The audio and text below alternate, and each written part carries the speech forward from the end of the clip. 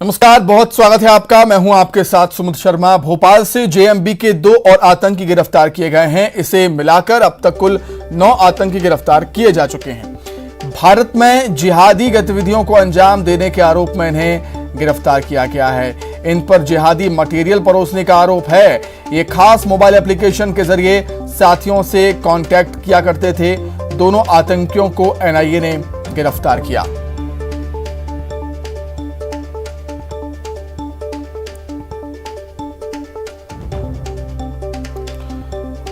तो भोपाल से जेएमबी जमात मुजाहिदीन बांग्लादेश के 2 और आतंकी गिरफ्त में, और अब तक कुल 9 आतंकी गिरफ्तार किए जा चुके हैं।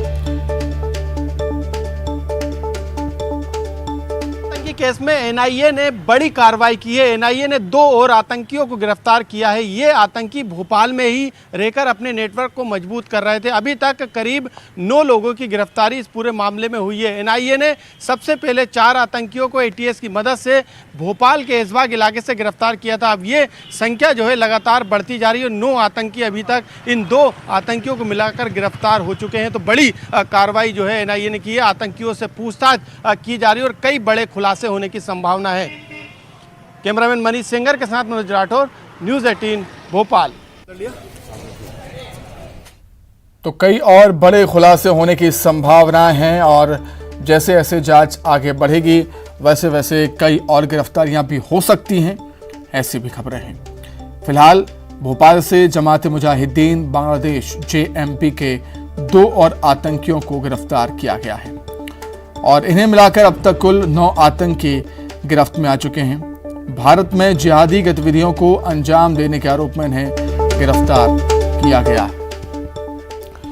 और ज्यादा जानकारी के लिए सीधे राजधानी दिल्ली का रुख कर लेते हैं। शंकर आनंद हमारे साथ जुड़ गए हैं। शंकर, आतंकी संगठनों के स्लीपर सेल्स पूरे अलग अलग इलाकों में, अलग अलग राज्यों में, स्टेट में फैले हुए हैं और यही वजह है कि भोपाल में इससे पहले भी 7 आतंकियों को गिरफ्तार किया गया, 2 और आतंकी गिरफ्तार हुए हैं। मतलब एनआईए की कार्रवाई लगातार अभी भी जारी है, निरंतर।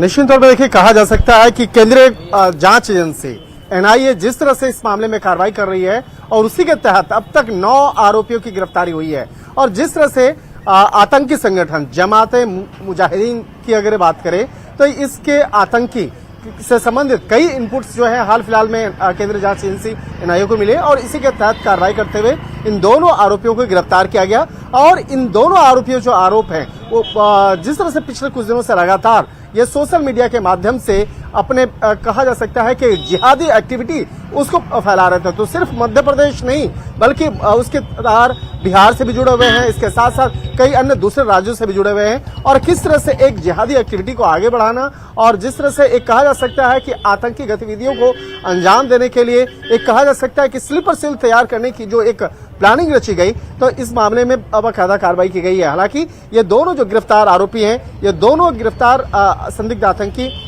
बांग्लादेश मूल के रहने वाले हैं। और जिस तरह से अगर बात की जाए, दोनों आरोपियों की बात करें, हबीबुल्ला उर्फ राजू गाजी और दूसरा जो है शहादत हुसैन, इन दोनों आतंकियों की अगर बात करें तो ये दोनों बांग्लादेश से आते हैं और बांग्लादेश से आने के बाद ये भोपाल स्थित जो इलाके हैं वहां पर बाकायदा छुपते हैं, शरण लेते हैं। लेकिन सबसे बड़ी बात है कि वहां पर किस तरह से उसे रहने के स्थान दिया जाता है, किस तरह से वो अपना नाम बदलता है। अगर एक पहले आरोपी की अगर बात करें तो उसका तकरीबन आधा दर्जन उसका नाम है। तो एक तरह से समझा जा सकता है कि नाम अगर किसी संस्था से मिलता है तब अलग नाम, किसी व्यक्ति विशेष से मिलता है तो अलग नाम। तो इस तरह से करीब आधा दर्जन एक ही आदमी का नाम है। और वो उसके बाद जिस तरह से भोपाल और मध्य प्रदेश के आसपास के कई जो दूसरे राज्य हैं बाकायदा वहां पर जिस तरह से एक्टिव होने का प्रयास किया जा रहा था, तो इस मामले की जानकारी मिलने के बाद इसी साल मार्च महीने में एक एफआईआर रजिस्टर्ड किया गया था और उसके बाद इस मामले पर कार्रवाई को अंजाम देते हुए अब तक 9 आरोपियों को गिरफ्तार किया जा चुका है। और इसके संबंध किस तरह से किन किन राज्यों में हैं और किस तरह से बांग्लादेश से जुड़ रहे हैं, ये बहुत महत्वपूर्ण है। और जमाते मुजाहिदीन जो आतंकी संगठन है उसकी अगर बात करें, जिस तरह से एनआईए ने कार्रवाई की है, तो इसके बारे में पता चला कि ये बहुत ही कट्टरवाद जो एक विचारधारा है उससे वो जुड़े हुए होते हैं। और इनकी जो कट्टरवादी सोच इतनी प्रबल होती है कि टीवी देखना से लेकर कई ऐसे जो आम व्यवहार के लाइफ में आप तकनीकों का जो प्रयोग करते हैं उसका भी ये मुखालफत करते हैं।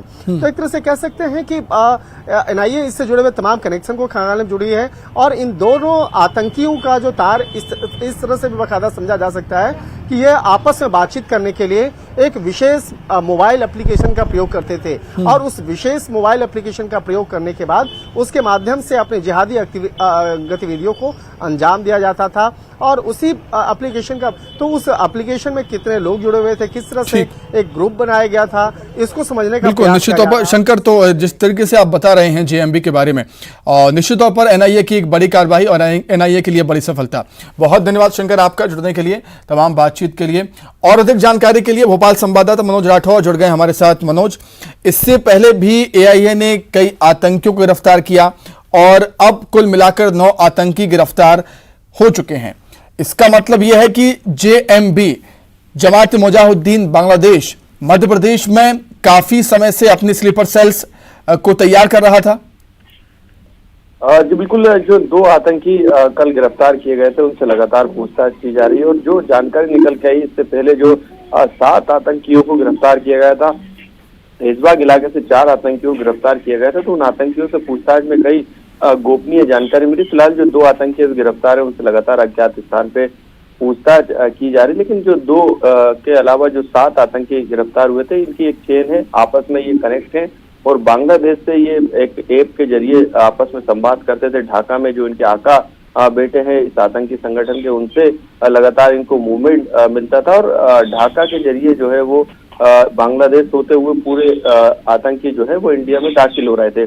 तो यही कारण था कि अंतर्राष्ट्रीय स्तर का ये पूरा मामला था और एनआईए ने एटीएस से ये अपने हाथ में जांच ली। फिलहाल करीब 20 ऐसे आतंकी हैं जिनकी सूची तैयार की गई थी, उनमें से 7 को गिरफ्तार कर लिया गया, 2 कल गिरफ्तार हुए थे, 9।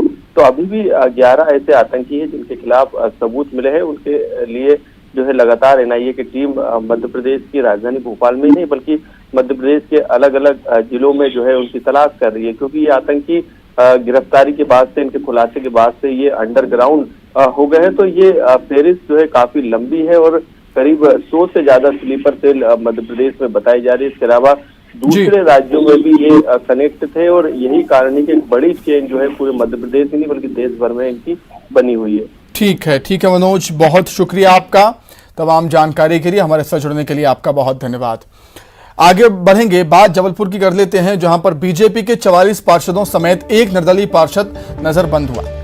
कल शपथ ग्रहण के बाद सभी पार्षदों को एक साथ महफूज स्थान पर ले जाया गया है और कल नगर निगम का पहला सम्मेलन भी होना है। निगम अध्यक्ष के चुनाव के पहले किसी भी तरह की गलती नहीं करना चाहती है बीजेपी। नगर निगम में हैं कुल 79 पार्षद, 45 पार्षद बीजेपी के साथ हैं और शहर के एक नामचीन होटल में बीजेपी पार्षदों के होने की खबर भी है। तो ज्यादा जानकारी के लिए सीधे जबलपुर का रुख कर लेते हैं। प्रतीक अवस्थी हमारे साथ जुड़ गए हैं। प्रतीक, कहना गलत नहीं होगा कि मेयर का पद हारने के बाद जबलपुर बीजेपी के नेताओं पर थोड़ा सा दबाव तो है और यही वजह है कि निगम अध्यक्ष के पद को पाने की कोशिश है बीजेपी की और इसी के मद्देनजर कोई गलती बीजेपी नहीं करना चाहती।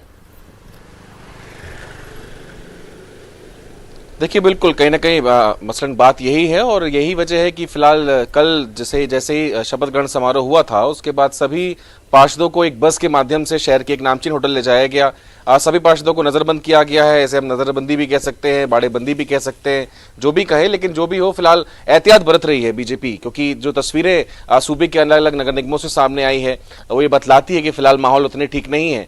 इस लिहाज से किसी प्रकार की गलती ना हो। 44 पार्षद बीजेपी के चयनित हुए हैं, एक निर्दलीय का समर्थन है, यानी बहुमत उनके पास है। 40 का आंकड़ा बहुमत का कहा जाता है जलपुर के लिहाज से अगर बात कर ली जाए, जबकि यहाँ पर कांग्रेस की बात करें तो उनको 34 का समर्थन है। अगर कोई ना कोई तोड़फोड़ की, अगर 6 पार्षद भी आ गए तो संभवतः कुछ गड़बड़ी यहाँ पर भी हो सकती है। इस लिहाज से इन बातों को भी ध्यान में रखते हुए पार्टी आला कमान ने यह फैसला लिया है और फिलहाल सभी पार्षदों को महफूज रखा गया है होटल में। कल जब प्रथम सम्मेलन होगा, सीधे होटल से सभी पार्षद उस सम्मेलन में पहुंचेंगे और वहां अध्यक्ष पद का चुनाव जो है वो संपन्न होगा। सुमित। ठीक है प्रतीक, बहुत शुक्रिया आपका तमाम जानकारी के लिए, हमारे साथ जुड़ने के लिए बहुत धन्यवाद।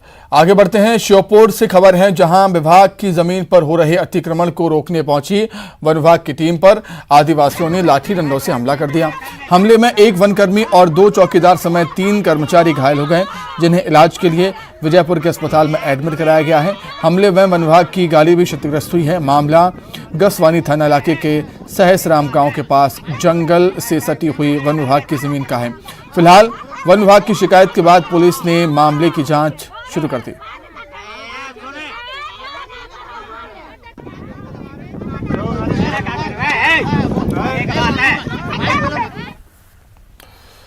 खंडवा से बड़ी खबर है जहां पर पंधाना एसडीएम और एमएलए विवाद का मामला है। एसडीएम आरती सिंह 6 महीने की छुट्टी पर गई हैं। कलेक्टर ने उनकी छुट्टी मंजूर भी कर दी है। राम डागोरे ने एसडीएम को हटाने का आदेश दिया था, अल्टीमेटम दिया था।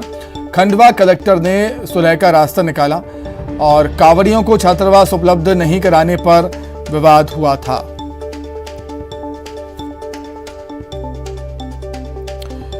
तो खंडवा से बड़ी खबर है, पंधाना एसडीएम और एमएलए के विवाद का मामला।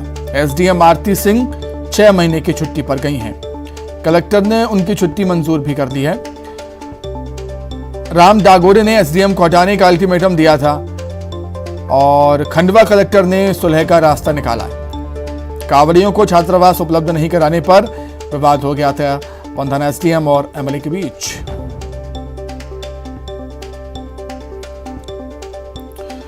जानकारी के लिए बातचीत करेंगे, खंडवा संवाददाता हरेंद्रनाथ ठाकुर जुड़े हुए हैं फोन पर।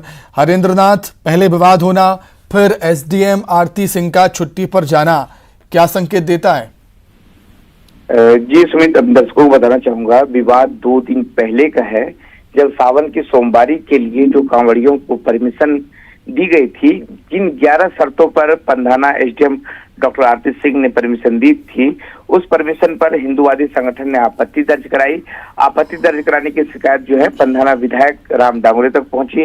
राम डांगोरे ने इस आपत्ति को लेकर के पंधाना एसडीएम से बात की, लेकिन उन्होंने इस संबंध में कोई भी चर्चा करना उचित नहीं समझा। उन्होंने कहा गाइडलाइन के तहत ही अनुमति दी गई है। इस बात से पंधाना विधायक राम डांगोरे भड़क गए और उन्होंने 24 घंटे का अल्टीमेटम दिया कि अगर पंधाना एसडीएम को नहीं हटाया जाता है तो वे तत्काल धरना प्रदर्शन करेंगे और कार्रवाई करेंगे। खंडवा कलेक्टर अनुप कुमार सिंह ने इस पूरे मामले में अपनी सूझबूझ दिखाते हुए, क्योंकि पंधाना एसडीएम को भी नुकसान ना हो और विधायक जी की भी क्षेत्र में उनकी साख बनी रहे, पंधाना एसडीएम को छुट्टी पर भेज दिया है 6 महीने के लिए मैटरनिटी लीव पर। और फिलहाल इस मामले को लेने के बाद में विवाद थम गया है, लेकिन हिंदूवादी संगठन अभी भी सोशल मीडिया पर अड़े हुए हैं कि कलेक्टर ने कार्रवाई नहीं की।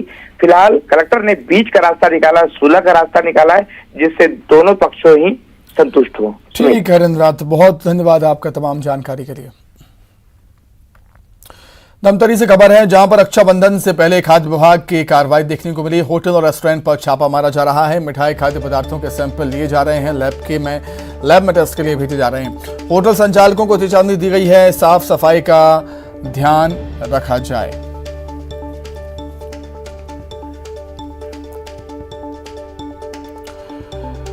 तो रक्षाबंधन से पहले खाद्य विभाग एक्टिव है, लगातार होटल रेस्टोरेंट पर कार्रवाई हो रही है। मिठाई खाद्य पदार्थों के सैंपल टेस्ट के लिए लैब भेजे जा रहे हैं।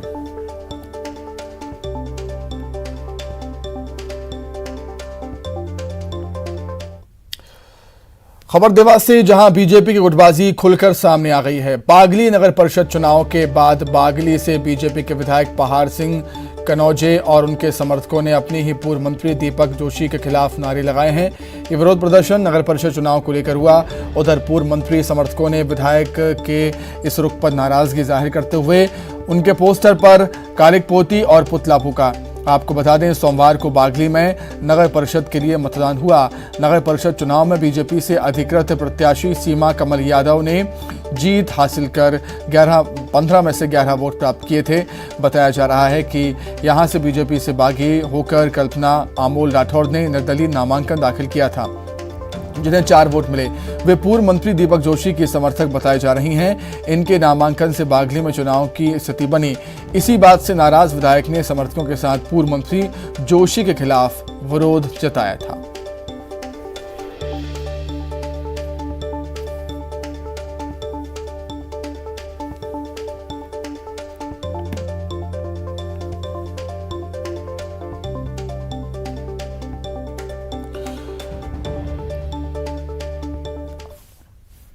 ज्यादा जानकारी के लिए हम बातचीत करेंगे। संवाददाता अरुण हमारे साथ जुड़ गए हैं फोन पर। अरुण, निश्चित तौर पर अगर ऐसा होता है तो कहीं ना कहीं पार्टी की छवि भी खराब होती है, क्योंकि गुटबाजी का नाम इसे दे दिया जाता है। जी बिल्कुल, बता दूं कि बीजेपी जो विधायक है पहाड़ सिंह कन्नौजे, उन्होंने खुलकर दीपक जोशी के खिलाफ नारेबाजी की है।